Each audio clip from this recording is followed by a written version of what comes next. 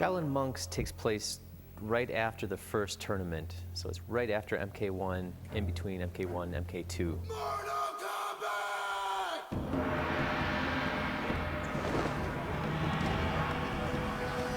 The opening movie opens to a scene of the final battle in Mortal Kombat 1. Ed wanted to start us right in the action of everything, and basically what he told me is, I want you guys to blow me away with something right off the bat.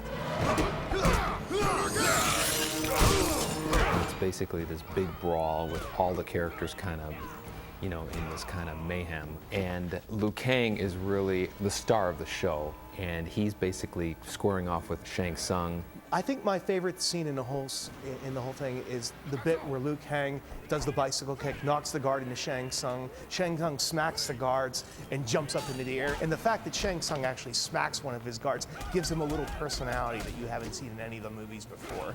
You know, he's a little bit more dastardly, a little bit more evil.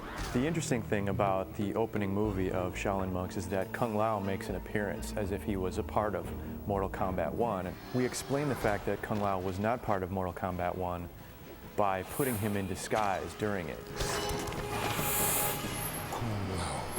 The movie ends with Shang Tsung's palace collapsing.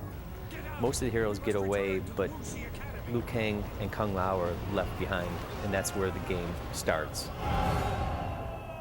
Mortal Kombat Shaolin Monks is completely different than all the Mortal Kombats that have come before it because we've taken the approach of the action-adventure game. This takes in the adventure arena where you have all the abilities of a platform, the wall running, double jump, long jump, wall climb, those kind of abilities, but we lace that seamlessly into our fighting engine while still keeping all the fun aspects of an adventure game at the player's disposal.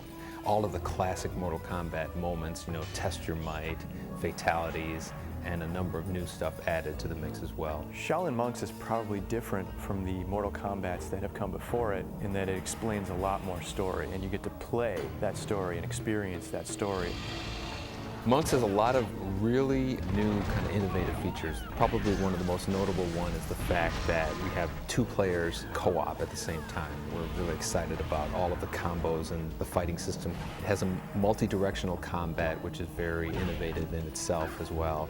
You can punch or kick in any direction. We wanted it to appeal to a broader base, not just Mortal Kombat fans, but we also wanted to build a fighting engine so it can be enjoyed by your average adventure game player. We built a fighting engine that seamlessly links any move into any other move at any time, on the ground, in the air, while you're running, or while you're fighting another opponent. You can turn around and lace it straight into the one behind you. And the player has control at all times.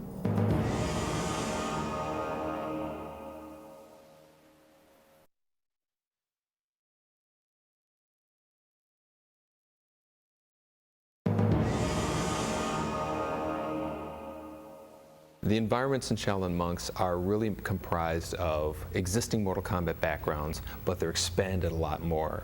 So everything that you see, you're probably going to recognize if you're a big Mortal Kombat fan. So everything in MK2 we wanted to bring to full life, which meant we took a solid background that was basically a 2D background, and now we've made it 3D with fully interactable items, breakables. Our approach with it was really everything that we've heard that was a rumor, let's make true. For example, in Goro's lair, it's one of the backgrounds that everyone recognizes immediately. We had these glowing eyes in the backgrounds, you know, just, you don't know what it is. But now in Monks, you actually got these creatures that are coming out from the shadows. You know, he actually reveals these cave creatures that come out of the darkness.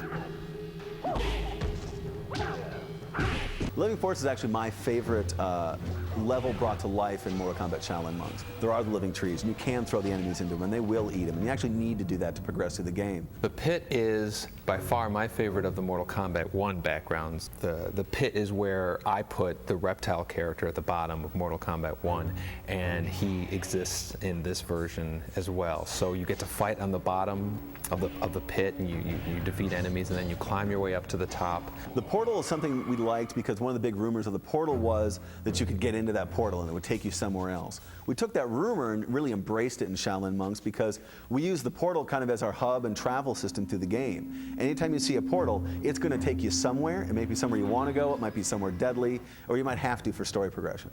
The Wuxi Academy, it's a nice change in the other backgrounds because it's actually the peaceful background. You know, this is where the good guys live. But the contrast of you got Tarkatans, the Baraka race, running around fighting monks, so you'll see fights up in the hills.